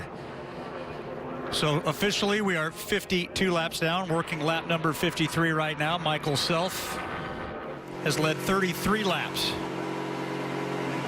And he is back out in front, the man who won here in 2018 with Kevin Reed out in the box. He's back with Kevin Reed. In fact, it's the whole championship team from Christian Eckes back. And they say basically they just said we just changed colors on the car and got a different driver. Yeah, well, they won some races, you know, together. They won this race back here a couple years ago together. Yep. Exactly. So they're no strangers to each other. So I think that's going to be a pretty potent combination that's going to battle for this championship all the way to the end. 1 lap to go.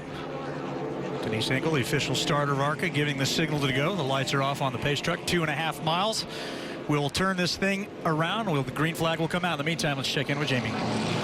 One thing that's happening on pit lane right now, our crew chiefs are starting to run up and down the pit lane, talking to one another to say, hey, can we work together? Can we not work together? What if my driver goes high? What if yours goes low? How can we stack up and do this?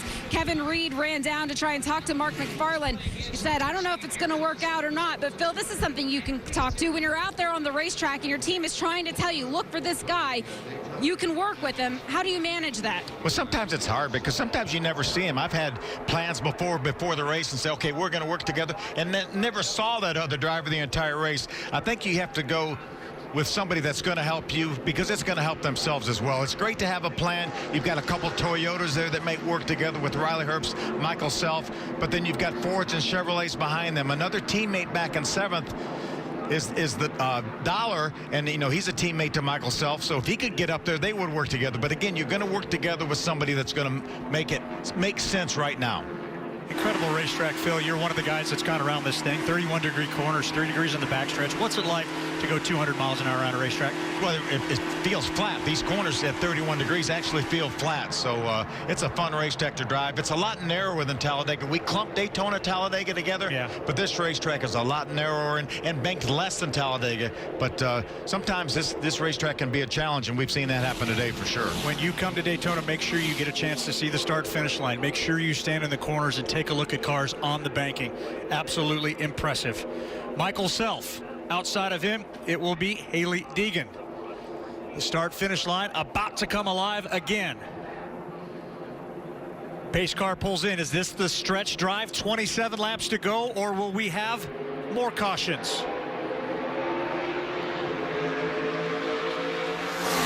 The green is back out, and Brett Holmes is on the back bumper of your race leader. Boy, Brett Holmes is doing a great job pushing the 25 of Michael Self.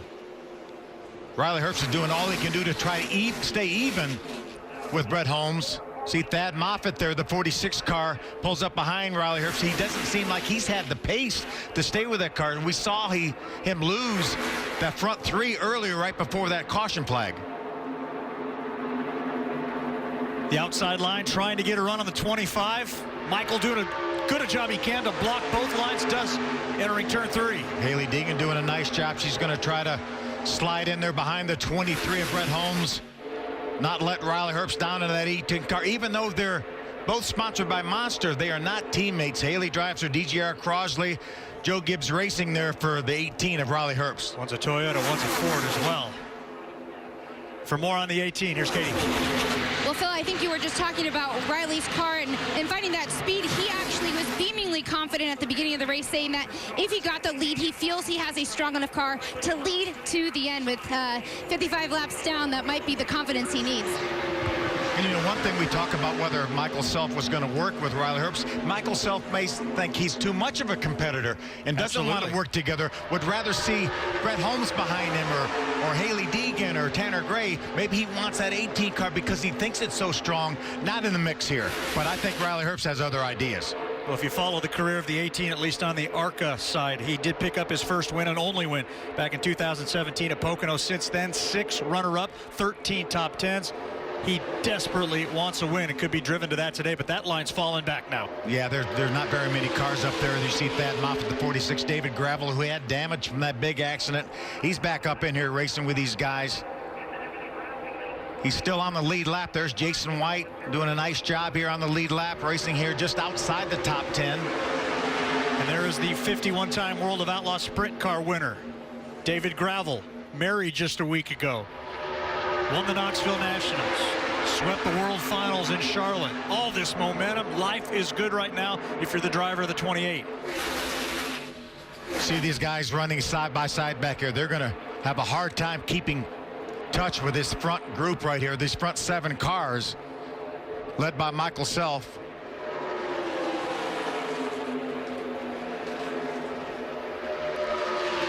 A 7-car breakaway freight train now entering turn 1, and then a pack of 4 machines trying to track them down. And if I was each one of these guys and girls right here, I would stay in line here at least till inside of 10 laps to go. Then we can try to maybe make a plan. Maybe Haley and her teammate Tanner Gray can get together. You see some debris on the racetrack. I would think that might bring a caution flag out. Looks like somebody had lost a tire. Part of the carcass is up against the outside wall there.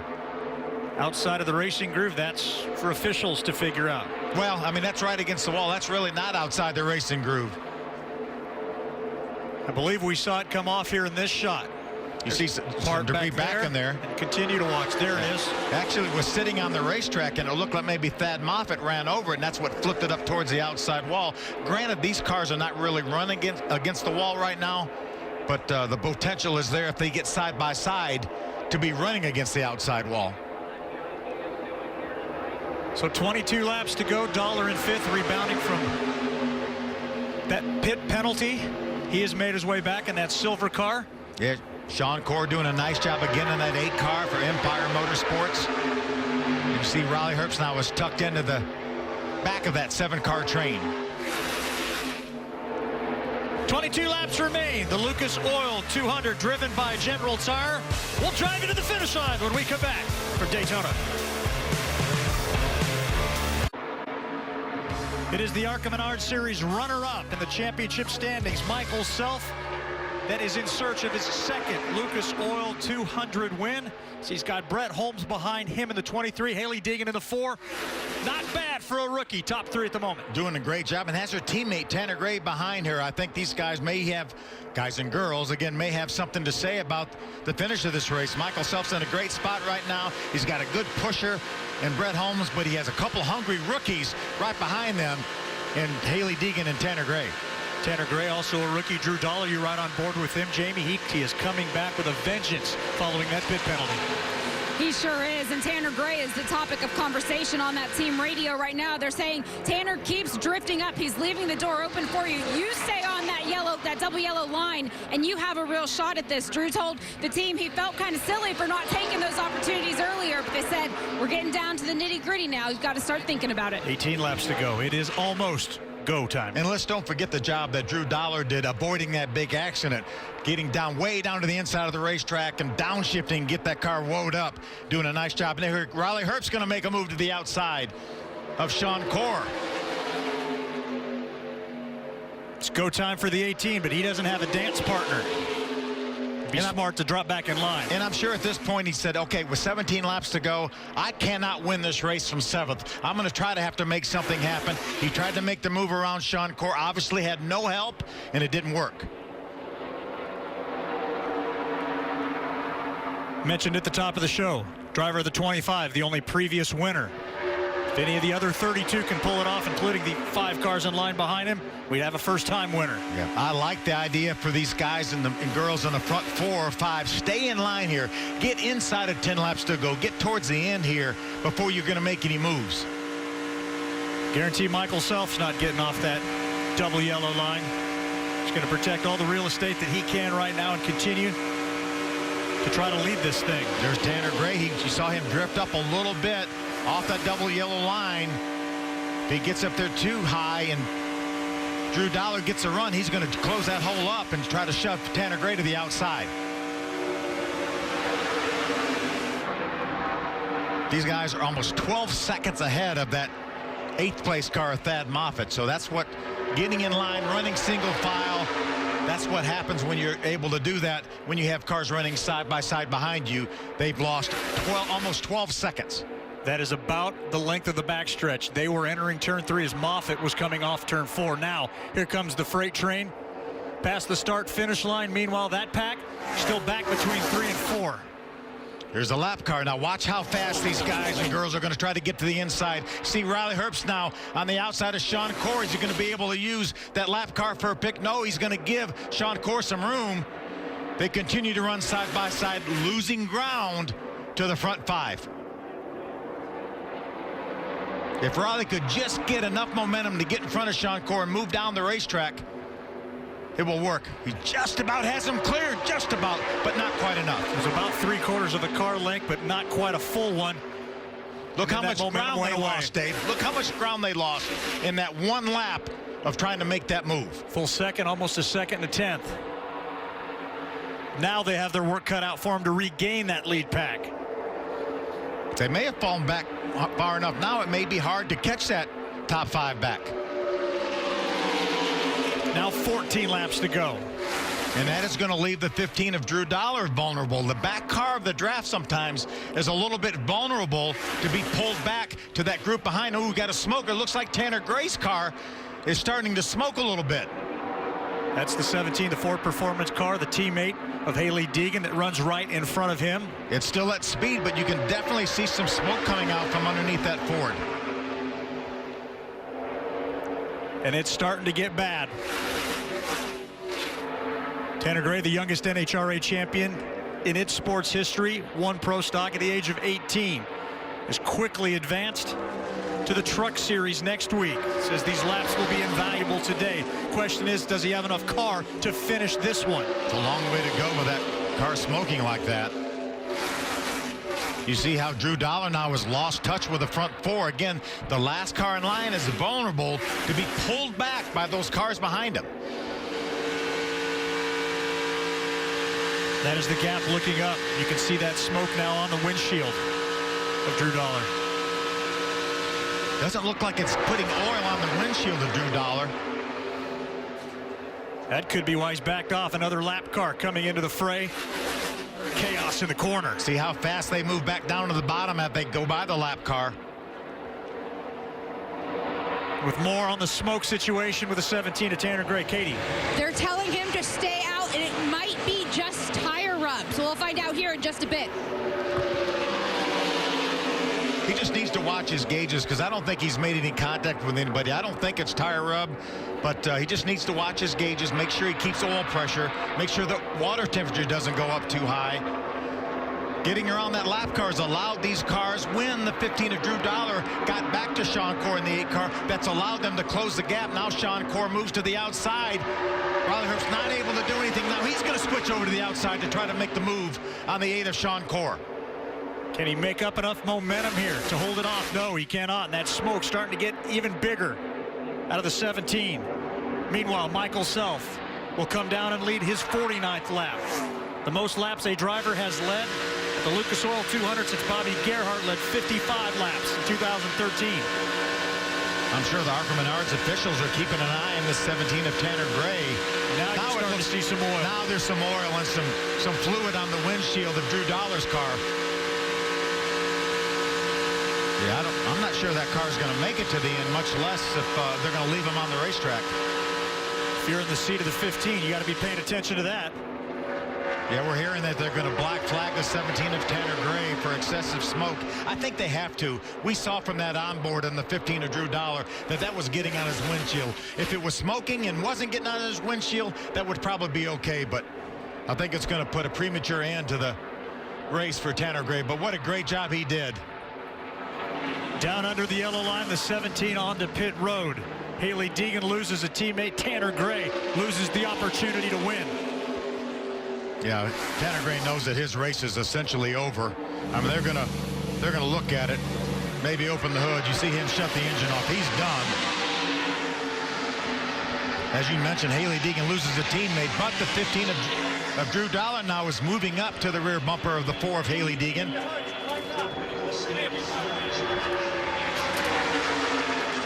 Drew Dollar going full time with Venturini as the yellow flag comes out. Debris potentially from the 17. Well, there was definitely some debris on the backstretch. Or that debris. We saw that earlier. And again, I think the ARCA officials had to bring this caution up, get that debris cleaned up. We saw how much fluid. You see it on the inside of the hood on the 17 of Tanner Gray. There was so much fluid going on Drew Dollar's windshield. I think that's what caused the ARCA Menards officials to say, hey, we've got to put this caution up, make sure the racetrack's clean. A 200-mile race, and for Tanner Gray, it comes to a close inside of 25 miles to go, running in the top 4. Reason we're under yellow, though, big tire coming apart on the car, and there is shrapnel all over the backstretch. Yeah, there's debris all over the racetrack right there. Not sure whose car that was, but that's David Gravel. Yeah, Everything looks good on this side, but we're hearing on the other side, yeah, the door is gone on that car. There was a big chunk of something on the racetrack, and I think that's what it was, the door off that 28 of David Gravel that they ran over, and that splintered that. But if I know David Gravel, that doesn't matter to him. He's a sprint car racer. Things fall off those cars all the time. He says, let me go on. Will he? Find out with us when we come back and wrap up Daytona.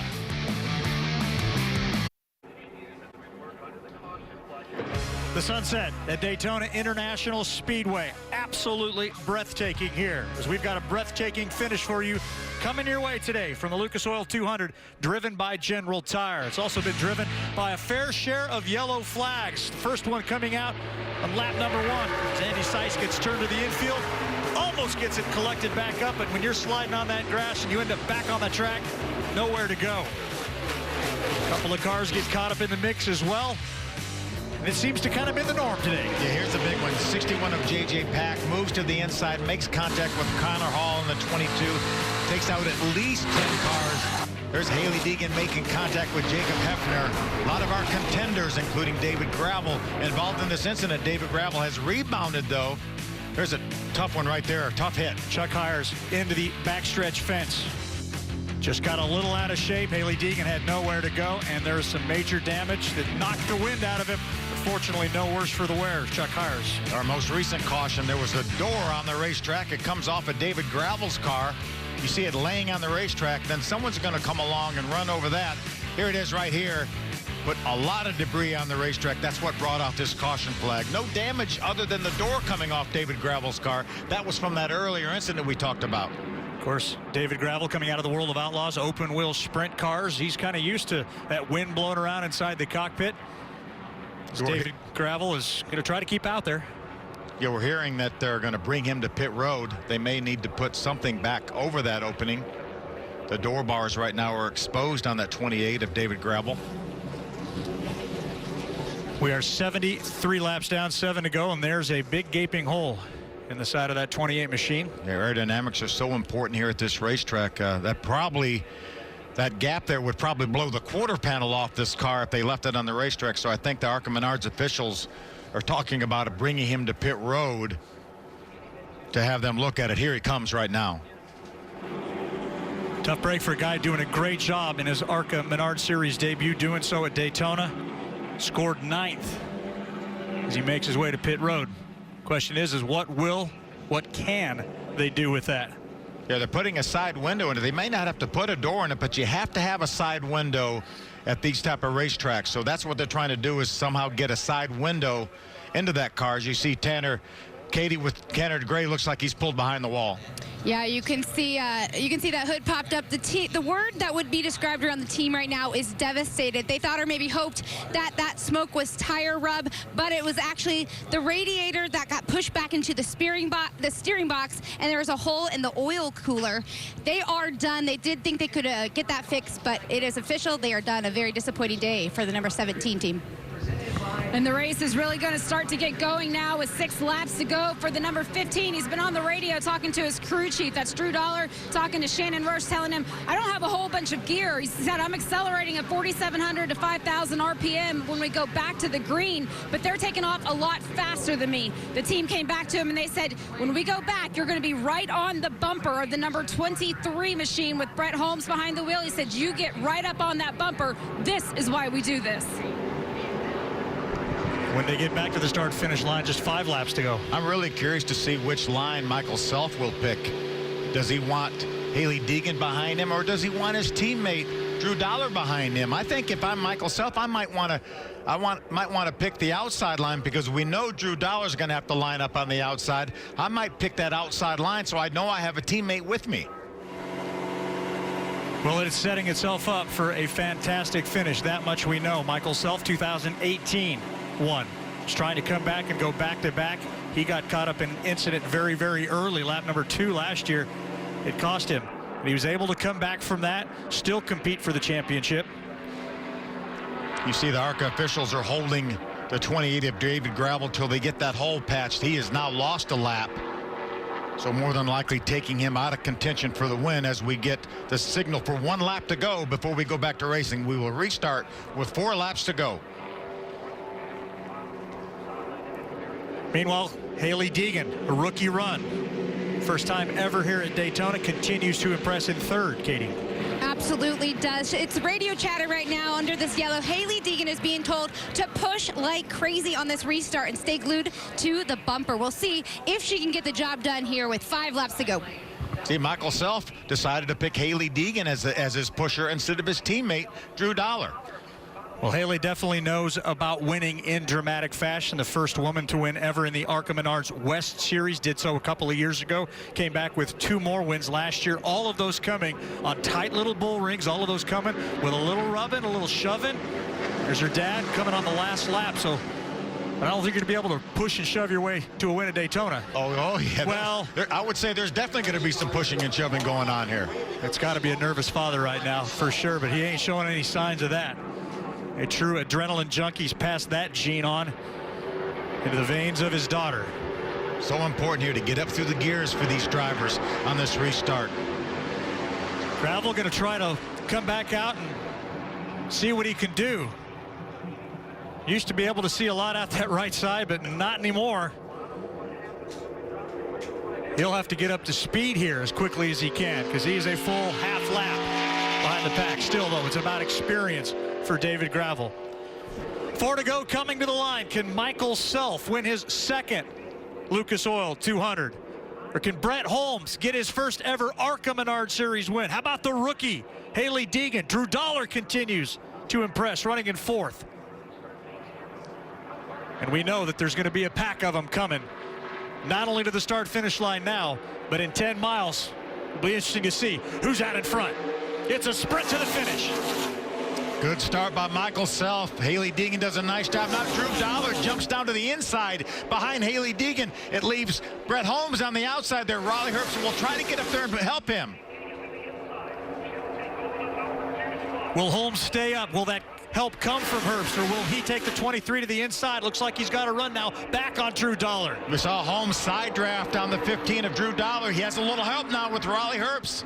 A lot of experience with that 18 car Raleigh Herbst. But here comes Drew Dollar back on the inside. Sean Core in the 8, Thad Moffitt, Richard Petty's grandson in the 46. He started 33rd. He's a part of this race. How about Jason White there? That 12 car doing a nice job hanging in here. Jason White out of Canada was part of the Canadian national ski team. He's been 124 mile an hour on skis. Weighs 180 miles an hour right now on 4 tires. 3 laps to go. Self continues to control. Behind him, pure pandemonium. who will, and when will they do it? I think you're going to have to shove Michael Self off that double yellow line. There's no reason for him to leave that double yellow line here. Hailie Deegan doing a great job lined up as these three cars try to pull away. As far as female finishes in the ARCA Menards series, a best second. It's been done 4 times. Hailie Deegan tried to make history in her first trip ever to DIS. Shauna Robinson did it right here at Daytona, driving for James Finch.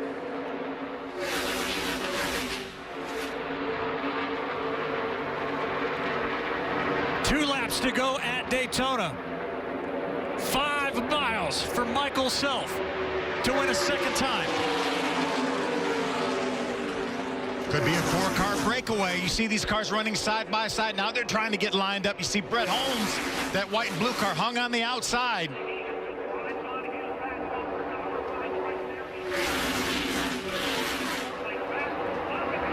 Inside the car of each one of the top 5, 6, 7, 8. A driver that desperately wants to make history. Well, Daytona, you got to respect this place. That second pack really caught up quickly. Jason White, when he gets to the back of Thad Moffitt, might have a little bit of momentum here.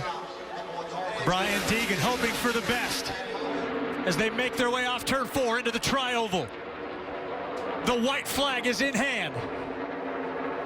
And it is an all-out dash to the finish line. Next flag that comes out will determine the winner of the Lucas Oil 200 driven by General Tire. Hailie needs a little bit help from Drew Dollar, that 15 car, maybe to make a move on Michael Self. Down to 3,600-foot backstretch. Cars remaining nose to tail. A breakaway pack of 6, the final 2 corners. I'm not sure Drew's close enough to Hailie to really give her much help to try to do something with Michael Self. Here comes Michael Self. Will anybody compete with him? No. Michael Self wins for the 8th time. He has captured his 2nd Daytona 200.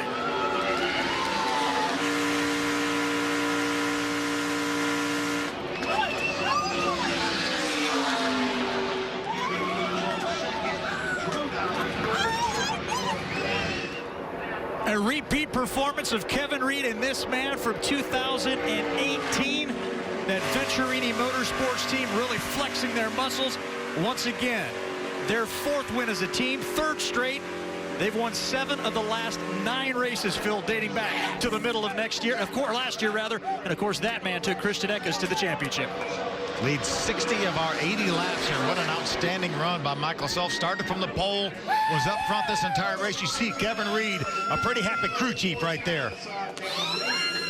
He tuned the car that allowed Michael Self to grab the pole position, his first time ever doing that. For Michael, his 2nd career win from the pole.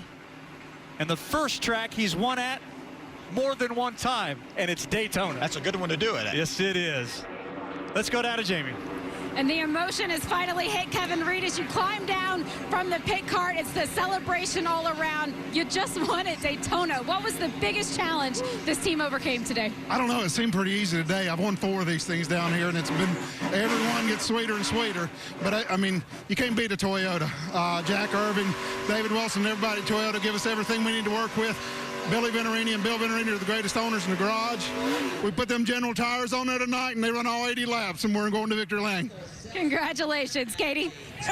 We're following Deegan, the whole family here right now. They just ran off to go make sure that they could see Hailie as she drove by. We have her mom, Marissa, and dad, Brian Deegan. My goodness, you know, you guys were supposed to go into the stands to watch this race, but they stayed in the pit box.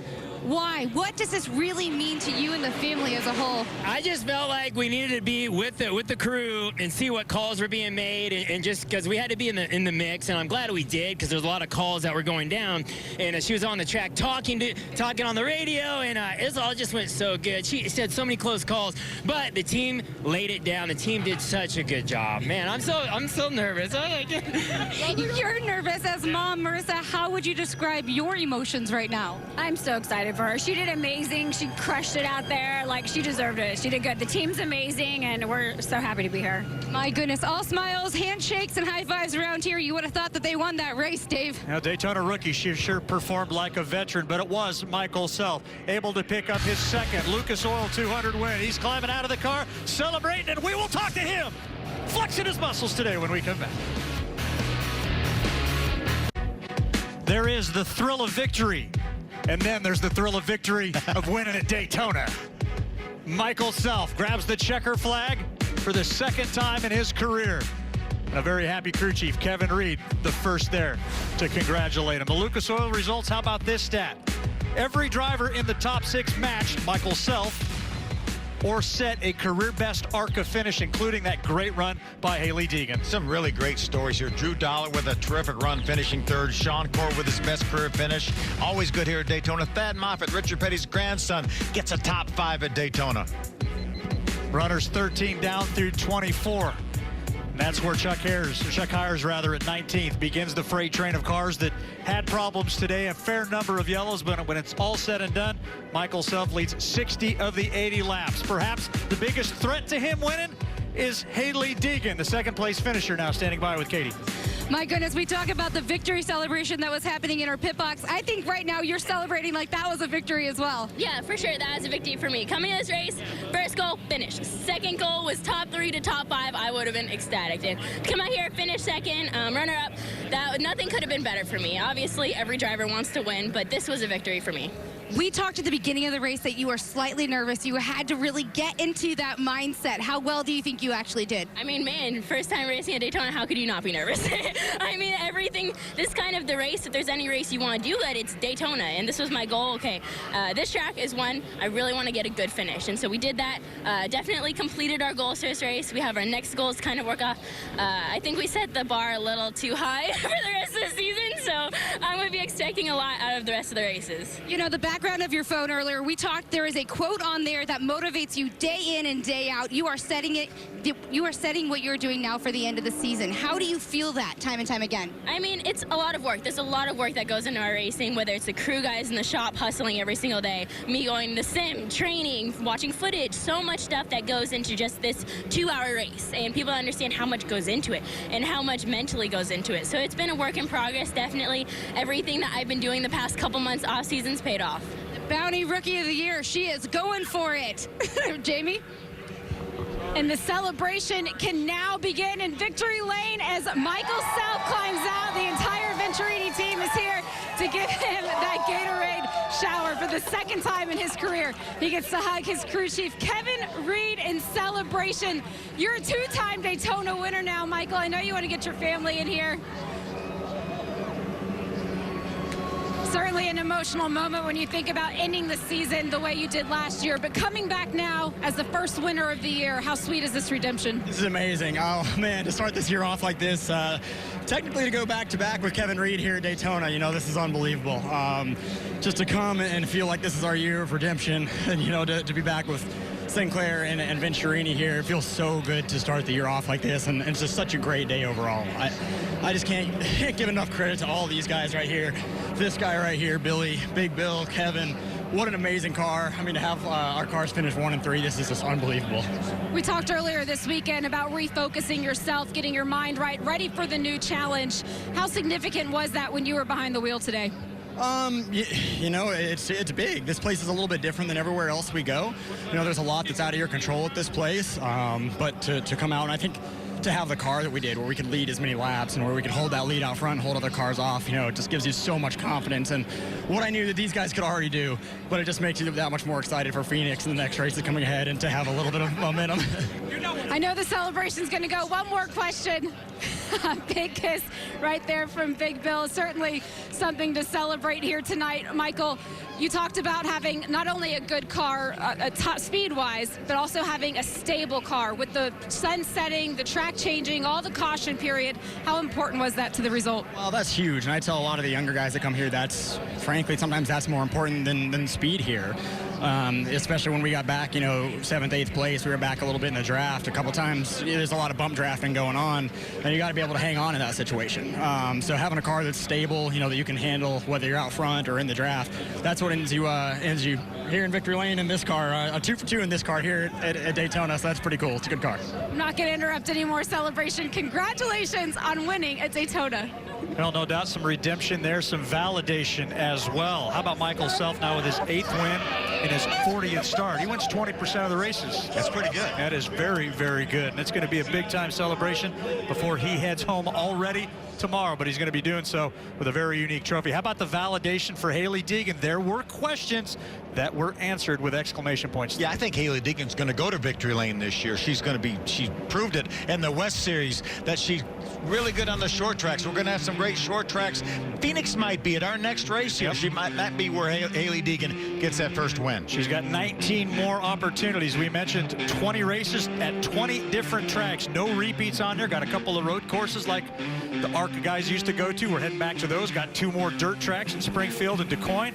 Bottom line, you got to have a little versatility if you want to run for the championship in this series. Yeah, and I think the championship for the ARCA Menards Series is going to run through that 25 of Michael Self. He's placed a stamp on it that to win this championship, you're going to have to beat him. Let's go down for our 3rd place finisher. Standing by with Katie. One person that is not celebrating right now is Drew Dollar, driver of the number 15. You said you were disappointed. Why? Yeah, just disappointed. Felt like should have a shot to win it. These guys put a ton of work in on this Toyota Camry, and it was super fast. We were definitely better than 3rd place car. We're 1st or 2nd there for sure. And these guys, they put a lot of effort into it, and just wish we could have brought home a win there. You're talking about these guys who put in this effort. Venturini Motorsports, this is one that you came on board with here as you're really kicking off a full season as a rookie here, if you will. What have they done to help you out? Yeah, a ton of things. Obviously they're bringing fast cars every week, just sitting down with me, watching film, coaching me through everything, got a good spotter, tell me, what I need to do out there. They're just really great to have around. And also Toyota, they're doing a ton for us, between the gym and taking us grocery shopping and everything, teaching us everything. I did see a photo on social media of you guys playing ball. That was super cool this week alone. So congratulations. I know you're disappointed with the 3rd, but a lot of people in their first debut here at Daytona International Speedway would be pretty excited about it. Dave? How about the youngster, 19 years of age, Hailie Deegan, 18. Yeah, Katie's right. He has nothing to be ashamed of. He did an outstanding job in finishing 3rd. When he wakes up tomorrow, he'll definitely realize that, getting a little perspective. And speaking of tomorrow's menu, Fox, noon Eastern time. That's when you turn it on if you want to catch Daytona 500 qualifying. And then switch over to FS1 at 2 p.m. Eastern for that Busch Clash. We had Ryan Blaney talking about testing and practicing those cars today. That's going to be a fun little race. Yeah, and it's always wild, too, and it's so neat to have Busch back and calling it the Busch Clash again. Well, we started with the sun up, but how about that photo of the moon, and how about the celebration that Michael Self and his team will have tonight? Questions about whether he'd even come back following the disappointment. I guarantee a 2nd consecutive Daytona 200 win. That gets his juices flowing again. Yeah, and I think our top 3 finishers are going to be our top 3 contenders for this championship. Michael Self, Hailie Deegan, and Drew Dollar all running full time here, and they will be contenders for this championship. The NHRA from the Winter Nationals comes your way next. As an eventful day here at Daytona International Speedway has come to a close. It is the Lucas Oil 200. It was driven by General Tire, and following many, many yellows, there was some domination. A rookie tried, Hailie Deegan, but she couldn't catch the main man, car number 25, and Michael Self. He is now a 2-time winner of the Daytona 200. That happy man is the one who took him there. For our crew, have a good night.